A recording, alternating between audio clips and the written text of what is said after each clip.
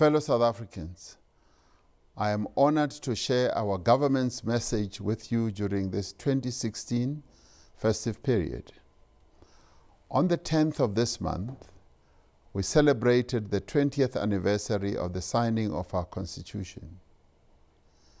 We continue to draw inspiration from the values and objectives of the Constitution of our country, the birth certificate of our nation. During this month, we also mark 3 years of the passing of our global icon, Nelson Mandela, the father of our democracy. As we celebrate the legacy of Madiba, we rededicate ourselves to the ideals of building a non-racial, non-sexist, and a democratic society in which all our people, black and white, can live in peace and harmony. On this occasion, we remind ourselves that the adoption of the Constitution was the culmination of decades of struggle waged by our people at home and abroad. As we celebrate these achievements, we honor those who made huge sacrifices in the struggle for peace, freedom, and democracy. We also honor those who work to build and develop our country.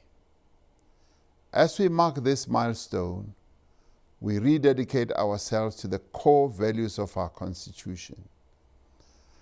We extend our gratitude to the people of our region, Southern Africa, the continent, and the world, who provided us with material, moral, and political support during the struggle for democracy. In the 2 decades since the Constitution was adopted, we have worked together to give effect to the rights and freedoms it proclaims.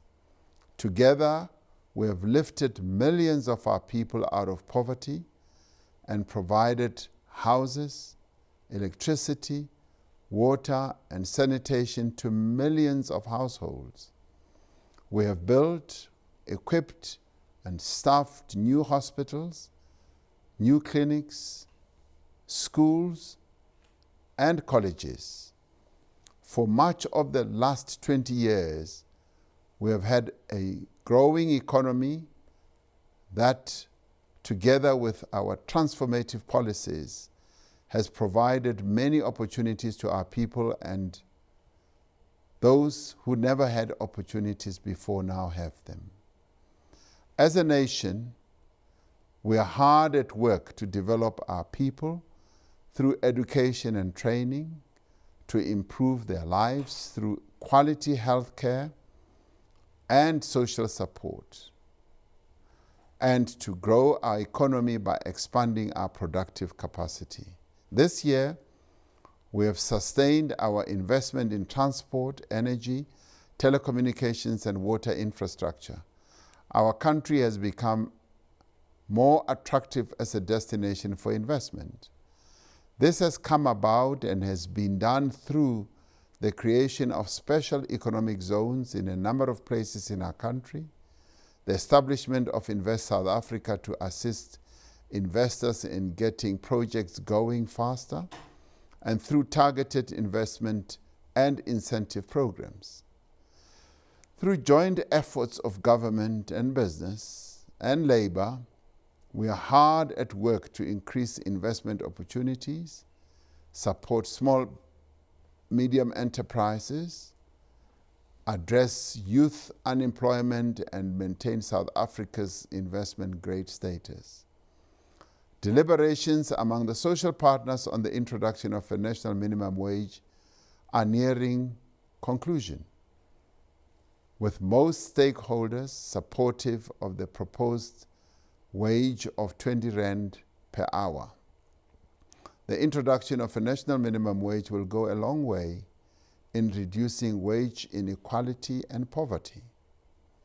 It is a matter of great concern to us that more than 47% of employed South Africans earn way below 20 Rand per hour.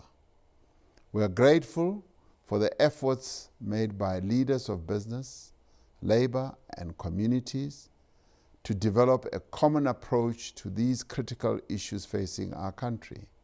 As social partners, we are agreed that 20 Rand per hour is not a living wage.